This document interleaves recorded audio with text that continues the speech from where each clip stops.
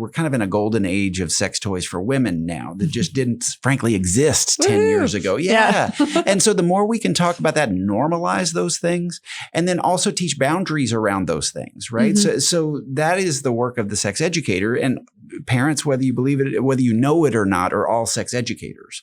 And it's a shame because we don't really culturally prepare you parents for that role. And yet you have it because we don't really back up you parents in any way with sex education that is scientifically based, that's pleasure based.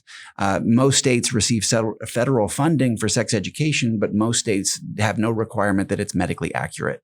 So the fact that you're showing this to your kids, you're doing wonderful sex education. Well, it's very interesting to think that parents are sex educators because most of us didn't get any education from our parents. Exactly right. Mine left a few books on a low shelf. That was what they did. I know. Yours too? Yeah. I wonder if they were the same books. It was like 4 thin books. I should look them up. But anyway, yeah, that was the extent of it. So you got an education. Anybody listening, you got an education from your parents, even when you think you didn't. That's an education. That's exactly right. And my version of that is my sex education came in the form of VHS porn tapes that I found in my dad's library. Typical. That is so like of the times. It is. Yep. And it's really of our current times as well. I can't tell you the calls from parents I get, the distressed parents whose kids, unbeknownst to them, have put something that a friend told them at school as early as the age of 8 into a search engine, and they saw things that they didn't understand and weren't expecting, and then they bring those home to mom and dad,